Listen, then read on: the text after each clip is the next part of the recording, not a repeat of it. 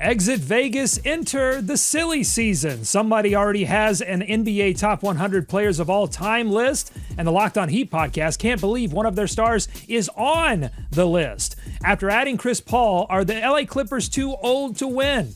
And is Lonzo Ball enough to keep the Cavaliers on top of the East and push them further in the playoffs? That's all today on Locked On NBA.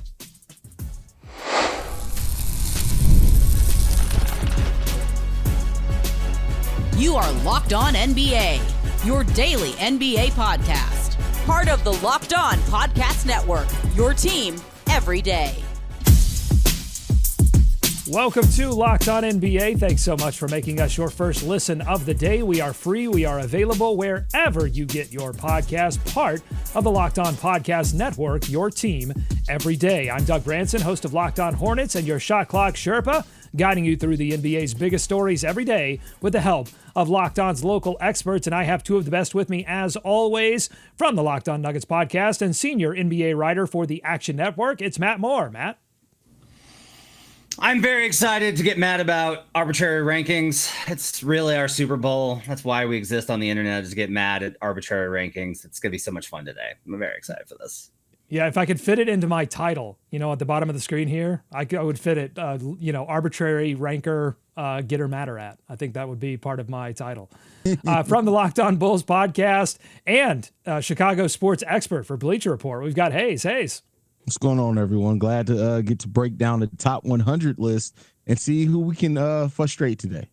That you were a part of, because you were working for Bleacher Report, and the media outlet that just released their NBA all-time top 100 list was Bleacher Report. And look, I know we're well into July, but summer now officially upon us because we have these top 100 lists to dig into. I'll link the full list in the show notes. Let me give you guys some details to get those out of the way. Bleacher Report didn't release the full methodology here, but it seems like they polled a legion of NBA experts, which included our own Haize, and their experts, their writers, and their editors. And they came up with Michael Jordan at number 1, LeBron at 2, and Kareem at number 3. And there's a lot here. In fact, 100 players. We may talk about this over a couple of shows because it's fun. And, what else are we going to do? Talk to our families? I don't think so. Matt, what stood out to you about this list? All right, let's start here. Hakeem Olajuwon's 12th. I think that's a criminal ranking for him. I consider him to be the best center of all time. I would have him over Shaq.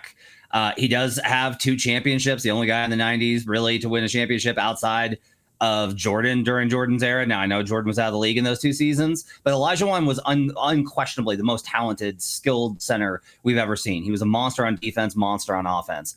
Dwayne Wade, 23rd. I'm sorry. I think Dwayne Wade is the second best shooting guard of all time. Okay. He is a multiple-time champion. You look at his resume, all-star, all-NBA every single season. He won a championship before LeBron showed up. He won a championship 2 championships after LeBron showed up. He was consistently, his 2009 season is maybe the best non-MVP winning season until this year when Nikola Jokic didn't win. So that one stands out to me a lot as way too low. I thought Embiid being 66 was really interesting. I don't have an objection with Joel being on the list because he's an MVP. You've won MVP and he was in consideration for several years. I think he's finished in the top 3-4 times. So that to me makes sense, but it's an interesting question of how do you respond to Joel Embiid being 66? Is that too low? Is that too high? Steph has to be higher than 10th. I'm sorry. He has 4 championships and is the greatest shooter of all time. The greatest shooter of all time. Not all time so far. I don't think anyone will ever be better. Do you know what it takes for me to say that, and with how much I think about the concept of time and the infinite? So that to me is absolutely, he's the best shooter. He's the best at the thing that is more important than anything else. But the most ridiculous thing, I'm sorry, Doug, the most ridiculous thing. Okay, that was a lot. I'm going to stick with the Steph thing for a second. Just ask you very quickly, who are you knocking off? Let me give you the rundown. Will Chamberlain at 9, Larry Bird at 8, 7, Tim Duncan, 6, Shaq, 5, Bill Russell, 4, Magic, 3, Kareem, 2, LeBron, 1, Jordan. Who are you knocking off? I would knock out Wilt. I just think that you've got to be able to contextualize things within the concept of where we're at. I would also knock out Bird. As much as I think Bird was amazing, Bird's legacy doesn't necessarily stand up as high as it should. Watching him, I think, was a lot different. There's a lot of these guys where it's you had to be there, right? We'll say the same thing about Steph. I just kind of think that we're going to look at Bird. It's like, what was Bird really great at? Oh, he was a great shooter.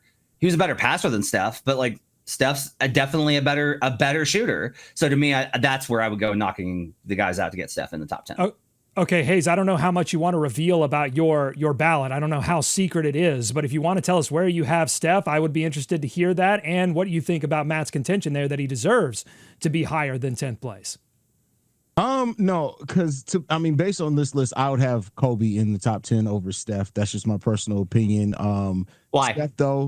Steph though, in my voting, Steph is top 12, top 15. I believe I voted him number 14. I think is what I voted him. I believe so. I have to go back and look, but to me, I understand Matt's points, and I'm not going to contend his points at all. But for me, if I'm looking at somebody who should be in the top 10, who's outside of the top 10, for me, it's Kobe, who I think is one spot below Steph. Why? Because Kobe's accomplishments, what he's been able to do as far as making all NBA teams, the fact that how long his career spanned. He played at 20 seasons at a time where people weren't really playing that long. He came back from Achilles. Then we're talking about the competitor that Kobe Bryant was as well. What he was able to do even after Shaq left with that team and actually be the leader of still a championship team. The mentality that he brings, the Mamba mentality, is his thing for a reason. What Kobe was as a defender at one point in his career as well. He was more of a two-way player than Steph. Steph revolutionized shooting. Make no mistake about it. But Kobe Bryant was more of an overall competitor in the game of basketball to me. I agree. He was more of a competitor. The problem is like that cost his team sometimes. Read the book. There's a book called The Art of a Beautiful Game, and the way that Kobe is portrayed now is not accurate with how Kobe existed in the moment when he was in his prime. Go read The Art of a Beautiful Game and read what his teammates said about him at the time, because the conversation was entirely different.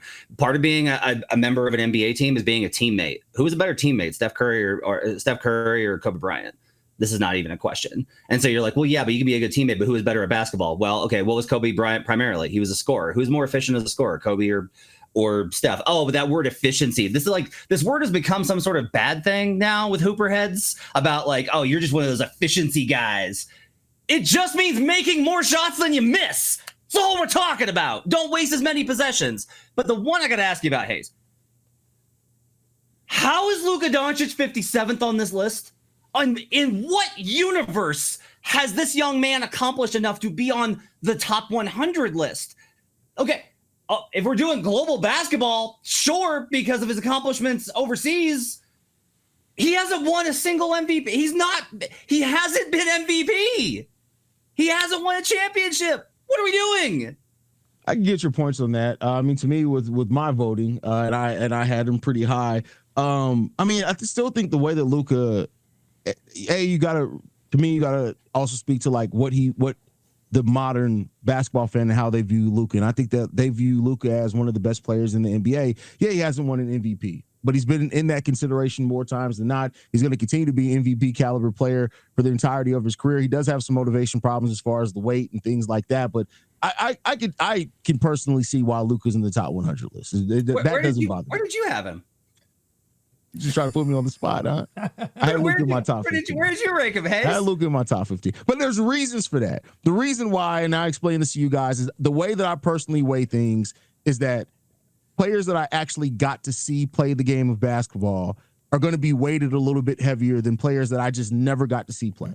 Now, I can acknowledge that those players had more in the game, but if you're asking me my personal non-objective list, players like Luka are going to weigh a little bit more heavy to me because I've got to see their entirety of their careers. Whereas a player like Bill Walton, for example, I can completely acknowledge the impact that Bill Walton had on the game. I didn't get to see any of that. I wasn't around for any of that. So it's more of I respect what historically he meant to the game, but my personal weight and my personal non-objective list, if you just ask me the players that have meant more to me watching basketball, players that I've gotten to see are going to naturally be weighted a little bit more. I think it's very appropriate that Luka Doncic is weighed more heavily. I had to take a second to set in. All right, coming up on Locked On NBA, I've got a lot of things planned for this show, but this may dominate because I have a lot more questions here. I want to shift over to Matt's local expertise, Nikola Jokic at 17 in this ranking. What's his ceiling, and what does he have to do to crack into that future top 10? Plus, there's somebody that's not on this list that I think is actually pretty criminal. I'll get to that in a moment. Plus, we'll hear from Locked On Heat. They think that someone that played for the Heat that's on this list is criminal. Stay tuned. Locked On NBA.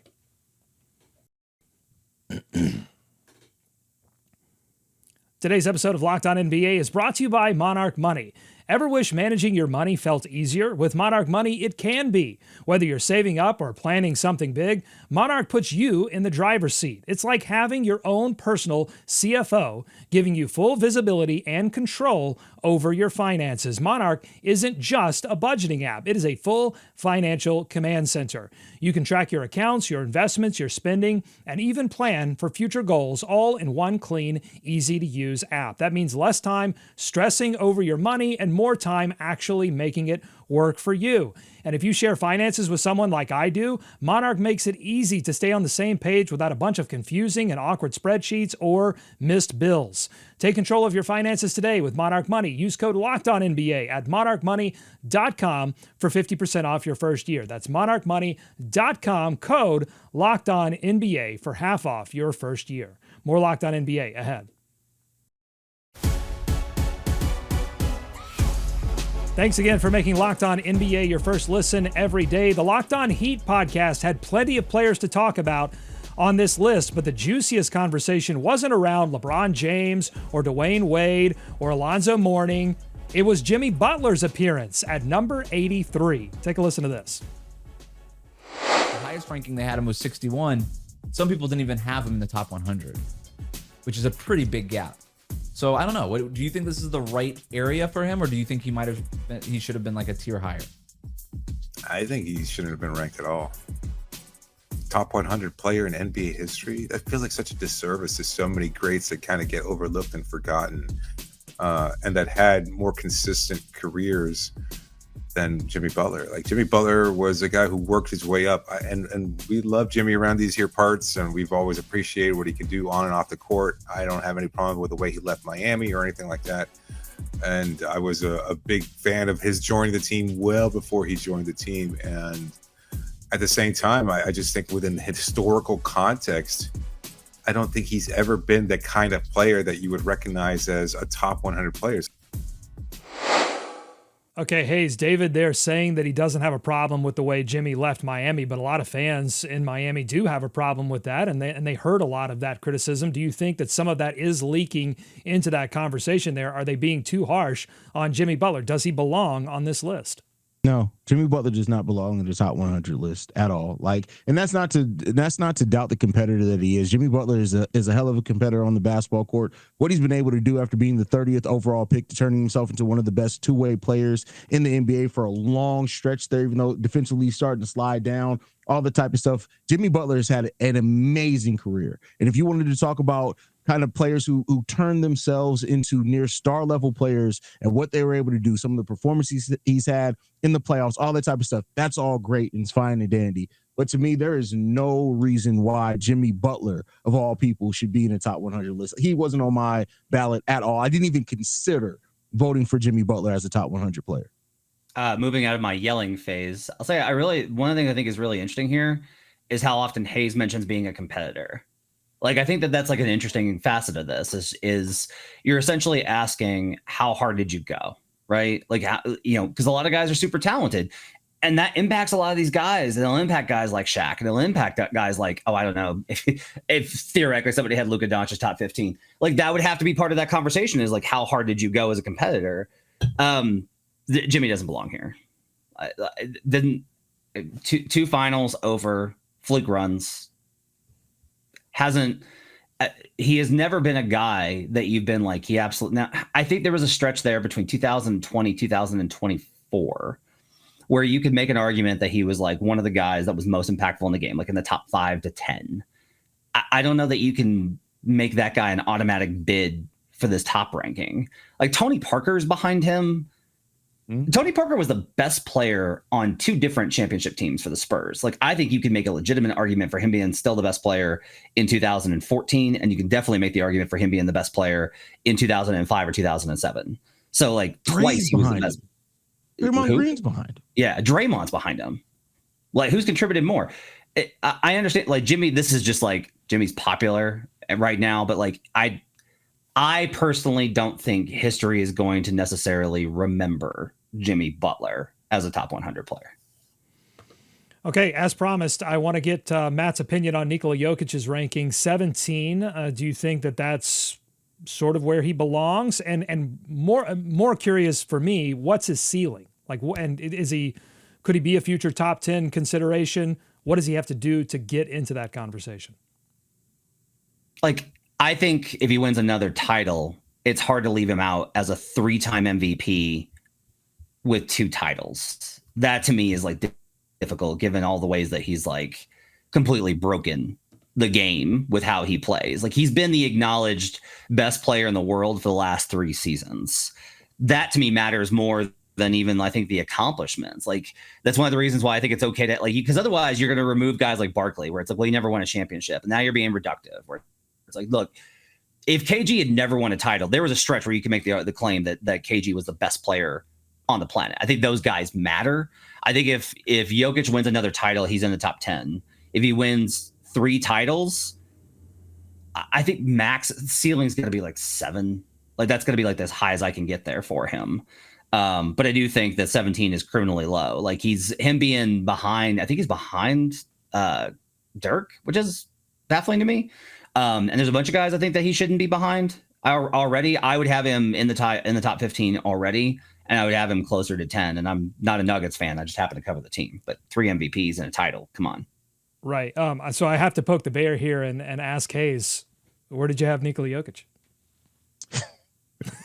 I'm curious. Now I'm curious. He saw him. Should have never told you guys that I was part of the voting here. That is correct. You never should have told us that. I had Nikola Jokic at 20. Okay, so not crazy far off of the. Whoa. You had Luka top 15 and you had Nikola Jokic 20? Yeah. What? Yeah. Okay. Please help me explain this logic. Again, personal ranking. So, your ranking. It seems like you're ranking talents and maybe competitiveness over actual like accomplishment. Yes, that's a fair way in some of these. But also, I think for me, Jokic's game was something that I had to learn to appreciate. Now, you guys know you've been doing the show with me for a year now. Basically, I talk very highly of Jokic's game because I love the way he plays basketball. I think the cerebral aspect of it, just how he does everything really, really well. But again, my personal enjoyment out of it, just watching Luka, I get a little bit more personal enjoyment watching Luka than Jokic up until this point. But I love Jokic's game. Now, you ask me again in 2 years, the rank is probably going to be different.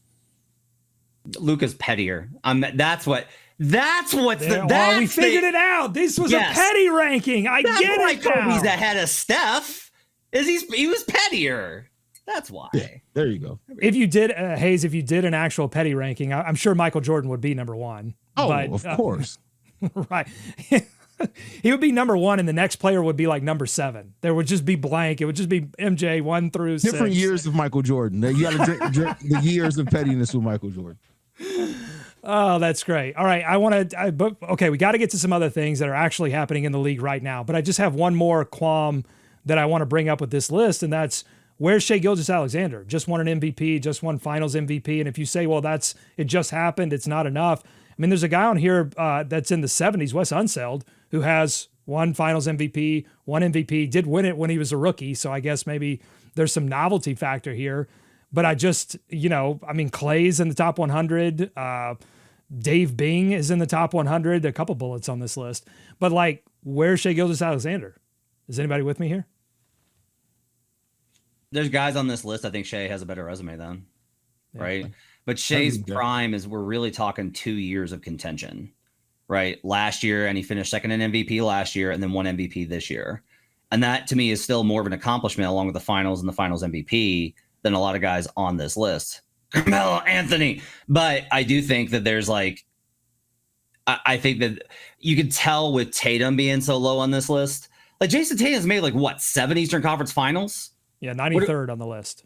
Yeah, and him being 93rd, I was like, geez, we really do not know. We just don't know how to conceptualize these guys when they're before the age of 27. You got to be in your prime, I think, for 5 years before we start to understand who you are in the course of NBA history.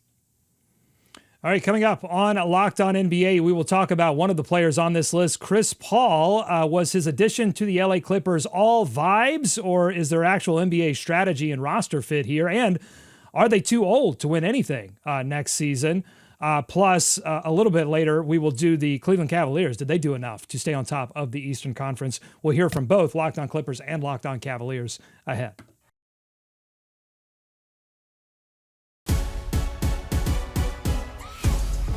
Thanks again for making Locked On NBA your first listen every day. And don't worry, I don't think we're done talking about this top 100 list. By the way, Locked On right now working on an NBA top 100 of this upcoming season list. So stay tuned. We'll be talking about that this summer as well. And as promised on yesterday's podcast, I've got reaction from Locked On Clippers on the Chris Paul homecoming. Here's Darian Vaziri's reaction.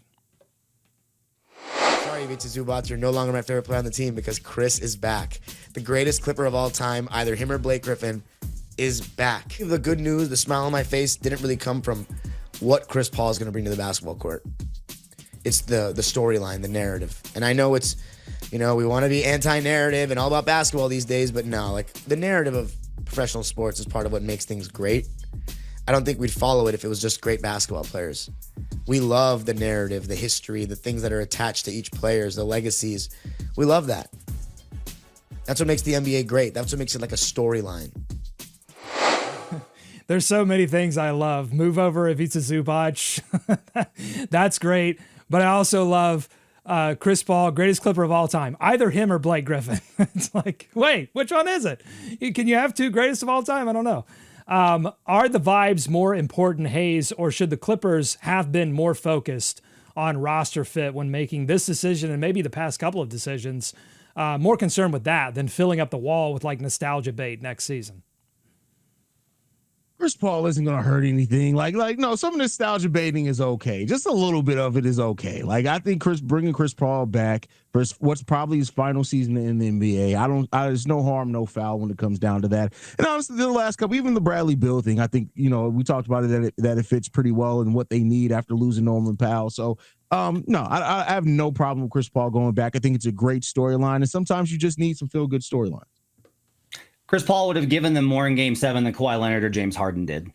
He's more of a competitor. He's more of a leader. He is more built for that moment. He is still better at age 40 in those types of moments than either of those guys when it gets down to crunch time and things are not easy. He is not a guy who it needs to be easy for. You need those guys. Chris Paul can genuinely help this team. Who would you trust with an open 3 in a Game 6 down 3-2 at home? Do you want Bradley Beal taking that shot or do you want Chris Paul? I want Chris Paul taking that shot. Chris Paul's more impactful than a lot of guys on that roster. Haize, you reacted to that. What do you think? I mean, listen, he just called me out for being petty. That was a pretty petty comment. So I'll get the two thumbs up from Haize, the petty Roosevelt stamp of approval, because I agree. Oh, you agree? Okay. Well, so a lot was made about the age of Chris Paul, the age of the lineup. Are we making too much of the age consideration here? With the Clippers? Are they really too old to compete in the Western Conference? Matt? I mean, the injuries is a question here is like, can their bodies hold up, right? It's one thing when you've got some old guys that have to play limited minutes, but these guys are going to have to play extensive minutes. And I think that's where the problem kind of comes into. Like, you're just worried about them being able to have enough in the gas tank. And I think that's a real question mark. These playoffs are grueling. We saw 2 young teams make the finals. We saw a young team in the Celtics make the finals and win it last year. Like, this is becoming, and I'm really trying to adapt to this because I'm used to the old teams, the ones with experience, having the edge. But with where the game is at, I think you need more youth. So yeah, I think it's a legitimate concern. I don't think we're making too much of it. It's the jokes are apropos. Like there should be a real concern with how old this roster is, trying to make it through 82 games and then a playoff run. Haize. I mean, they're just looking at it a 2-year window there. 2-year window. The old guys can hold on for 2 years. At that point, you send them out to pasture. I mean, it is what it is there. I mean, the age is going to be a problem. I think especially when you look at the better teams in the Western Conference, those are teams that do like to run. They like to get out. They like to push the pace. And that is going to be a problem for this Clippers team. I mean, make no mistake about it. But I think that the Clippers look at this as this is their window. They're going to try to do everything they can in that window. I don't think there's any moves out there that would drastically change their overall age. They're an old team. And, you know, luckily they don't have a lot of long contracts with this old team because I do think a retooling, rebuild, whatever you want to call it, is right around the corner. And everybody sees it for this Clippers team. It's right around the corner. They're just doing what they can for now. By my count, the Clippers have 6 players on the roster that are under the age, or well, when the season starts, will be under the age of 28 years old, and 2 of them are named Kobe Sanders and Kobe Brown. Yeah, and if you're one of those players, honestly, you should feel pretty great about your opportunity to play because, as you said, I mean, the bodies are going to be an issue for the Clippers, and I wonder if the personalities will be an issue as well because we've gotten some reporting from some ESPN folks that it's not going to be a problem for Chris Paul to play a more limited role than he has in the past. But I just wonder, as you said, Matt, like he would have been, I think, more of a stronger both voice on the sidelines, but also a stronger presence on the floor in those playoff series. And I wonder just what kind of conflicts that may create as the season goes on for the Clippers, particularly if they don't perform up to the level that they did last season. Chris has always been about accountability. He's held teammates, coaches, himself, everybody accountable his entire career. There's one player on that roster that is never going to be okay with that. And it's not James Harden, it's Kawhi Leonard. Kawhi is never going to be held to any sort of account since he became a good player in this league. That's why he left San Antonio. That's why, honestly, I have so many problems with the Clippers. Kawhi Leonard doesn't want to be held accountable. So if Chris Paul is going to have issues with anybody, it's going to be with Kawhi. All right, the Cleveland Cavaliers dominated the Eastern Conference regular season last season, but fell short in the postseason. Did they do enough this offseason to stay on top? Let's send it to Danny Cunningham of Locked On Cavs for his favorite move of the Cavs offseason. My favorite move that the Cavs made this summer was trading Isaac Okoro for Lonzo Ball, turning one-way players, which Ty Jerome was and Isaac Okoro was, of course, on different ends of the floor, into two-way players. That's what the Cavs did with this trade. Now, of course, there are risks that come along with Lonzo Ball being a significant part of your team because of all the injuries that he has dealt with. But I think that of all the moves the Cavs could have made and all of the fake trades that were out there, I think this was the best one because it gives the Cavs a little bit of insurance in the backcourt spot with Darius Garland being a question mark with his injuries as well. What his style is to the Cavs is it gives Kenny Atkinson a lot more flexibility to be able to trot out different lineups and do things differently than what he was able to do last year. I think this was the best move Kobe Altman made, and I think it is the one that could have the biggest impact on whether or not the Cavs win the title next June.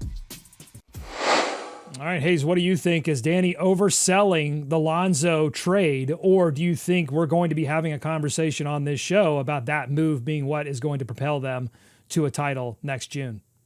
I think he's overselling in the sense that you got to make sure Lonzo's going to be healthy first. Everything that he said that Lonzo can do on the basketball court are things. The problem is Lonzo staying on the basketball court. Now, last year, he admitted he had some problem getting his shot timing back down, and that's why his numbers weren't correct, what they typically have been.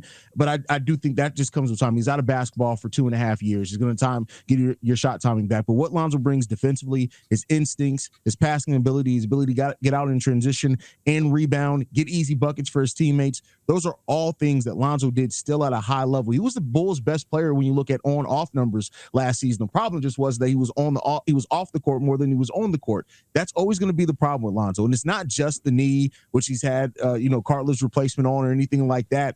It's always something between ankles to knees to backs. It's always something with Lonzo. That's what you have to worry about. But I do think that there is a world, if he's healthy by the playoffs, that we're talking much about him like we did Alex Caruso for the Thunder. He just has to stay healthy. The list of Isaac Okoro fans is basically his family, his friends, and me. I got one more person for you. See Red Fred, he's a local Bulls guy. He said that the Isaac Okoro trade could go down as the Bulls' best trade ever. So you're not the only guy high on Isaac. Wow, that's crazy. That's a little high. Okay.